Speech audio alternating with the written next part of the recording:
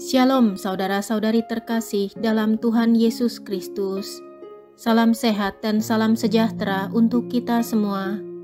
Selamat datang kembali di channel Iman Kristiani. Pada video kali ini, kita akan membahas tentang 30 alasan menjadi Katolik.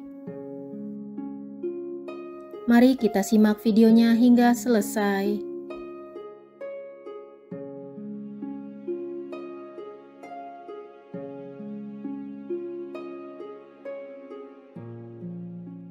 "30 alasan menjadi Katolik". Yang pertama, gereja yang satu, kudus, katolik, dan apostolik yang berpusat di Vatikan adalah satu-satunya gereja yang dilembagakan oleh Yesus Kristus.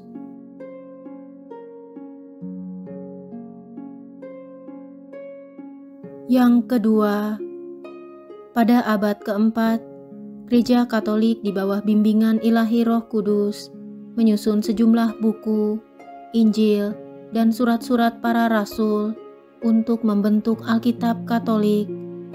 Sekitar 1000 tahun kemudian, sejumlah agama buatan manusia mengambil Alkitab Katolik dan mengubahnya sesuai keinginan pribadi mereka. Sebagian besar agama menghapus sejumlah kitab, baik dari Perjanjian Lama maupun Perjanjian Baru. Hanya Gereja Katolik yang memiliki teks asli.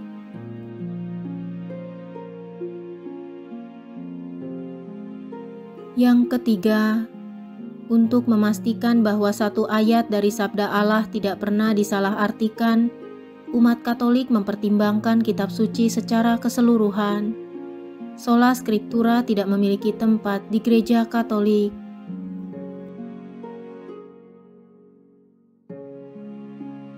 Yang keempat, liturgi dewasa ini yang berasal dari Misa Latin Tridentin di Gereja Katolik tetap tidak berubah, sama seperti ketika Yesus menetapkan gerejanya di bumi.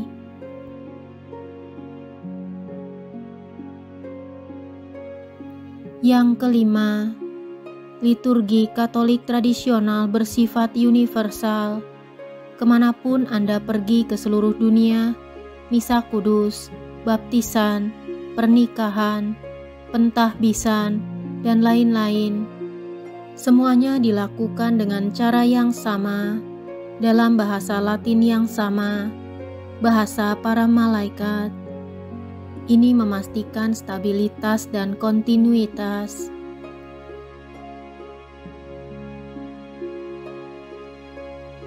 Yang keenam, umat Katolik diatur oleh hukum kanonik Gereja Katolik yang menetapkan standar yang diharapkan mengenai administrasi tubuh Kristus di bumi.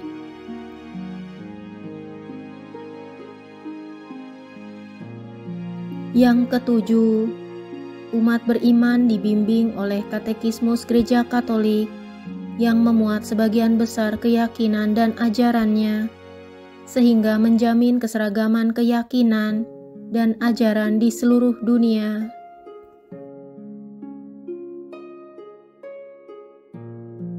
Yang kedelapan, umat Katolik menolak semua ajaran palsu yang terkait dengan kembalinya Yesus untuk memerintah di bumi dalam kerajaan fisik untuk jangka waktu tertentu.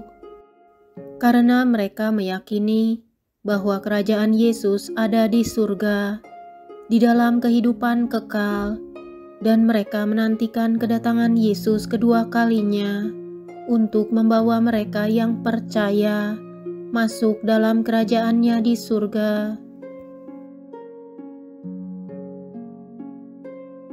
Yang kesembilan, hanya Gereja Katolik yang menikmati kehadiran ilahi fisik nyata Yesus yang berkelanjutan di tabernakel suci gereja-gerejanya, menggenapi nubuat Perjanjian Lama bahwa Yesus akan datang untuk tinggal di antara umatnya.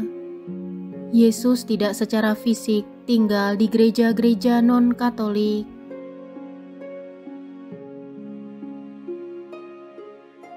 Yang ke-10, dalam Gereja Katolik, selama konsekrasi, roti dan anggur selama perayaan Misa Kudus, kedua zat ini secara harafiah berubah menjadi tubuh dan darah Kristus.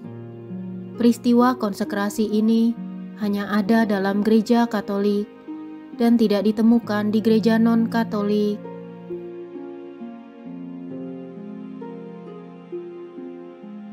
Yang ke-11, Gereja Katolik dikenal sebagai gereja induk. Semua gereja lain dikenal sebagai gereja saudara terhadap satu sama lain.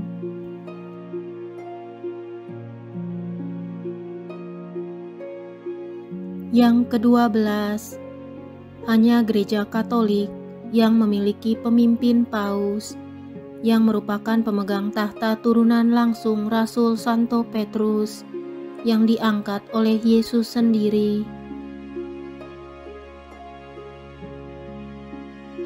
Yang ke-13, Gereja Katolik memiliki kunci kerajaan surga.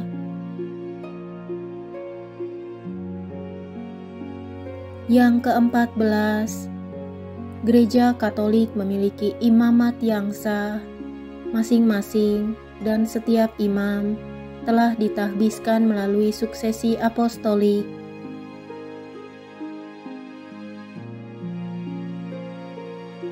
Yang ke-15, Gereja Katolik mengangkat para imamnya ke paroki.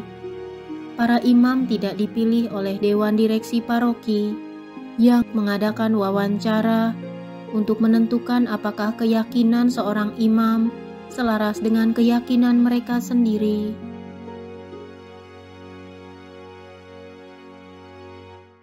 Yang ke-16, Gereja Katolik tidak menyalahgunakan gelar uskup dengan mengangkat seorang uskup di setiap paroki. Uskup Katolik adalah gembala untuk keuskupan yang membawahi sejumlah besar paroki.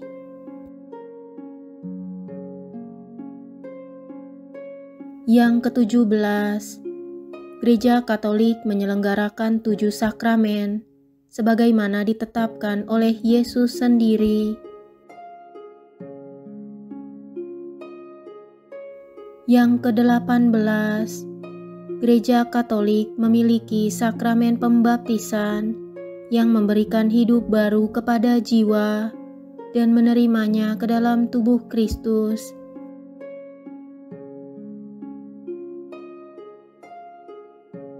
Yang ke-19, Gereja Katolik memiliki sakramen pengakuan dosa, satu-satunya cara yang ditetapkan oleh Yesus untuk memperoleh pengampunan dosa.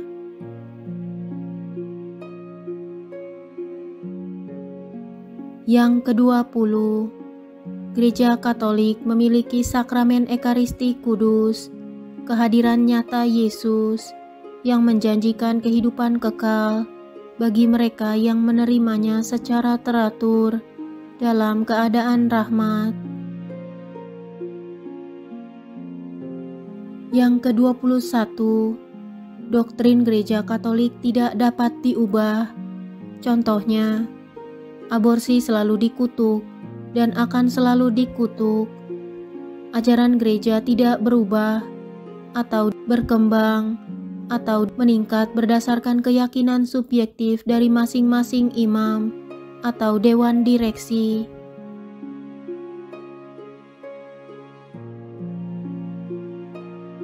Yang ke-22, tradisi suci memiliki tempat penting dalam Gereja Katolik.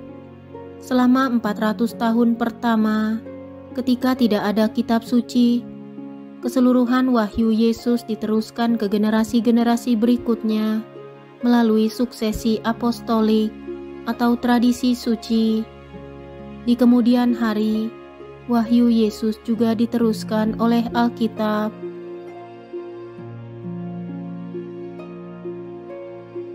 Yang ke-23, Gereja Katolik melindungi sakramen perkawinan, hanya memberikan pembatalan bagi mereka yang pernikahannya terbukti tidak sah.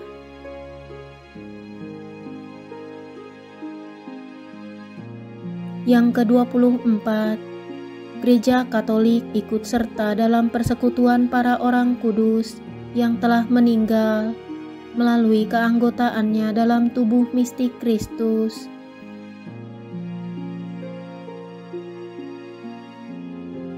Yang ke-25, sebagaimana dinyatakan oleh banyak paus selama berabad-abad, bahwa di dalam Gereja Katolik ada keselamatan.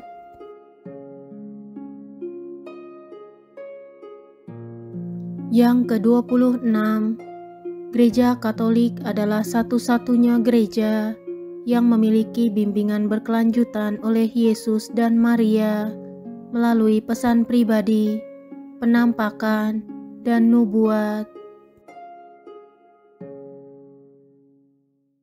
Yang ke-27, Gereja Katolik adalah satu-satunya gereja yang memiliki mukjizat Ekaristi.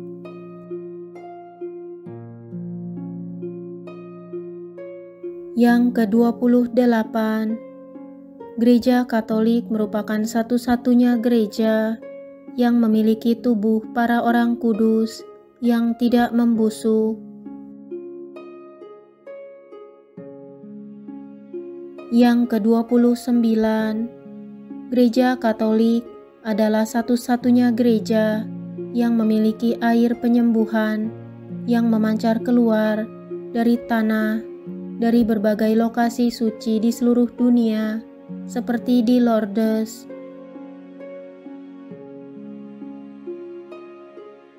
Yang ke-30, umat Katolik percaya bahwa ekumenisme spiritual sejati berasal dari Roh Kudus yang menarik orang-orang percaya dari semua iman menuju Gereja Katolik, sehingga mereka dapat menjadi satu dalam kepercayaan.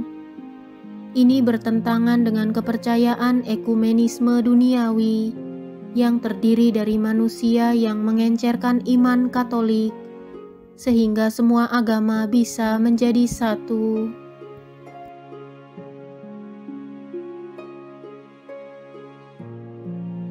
Itulah ke-30 alasan mengapa kita menjadi seorang Katolik. Sebagai umat Katolik, sudah sepatutnya kita bangga dengan iman kepercayaan kita dan bersyukur atas kekayaan iman Katolik yang kita miliki.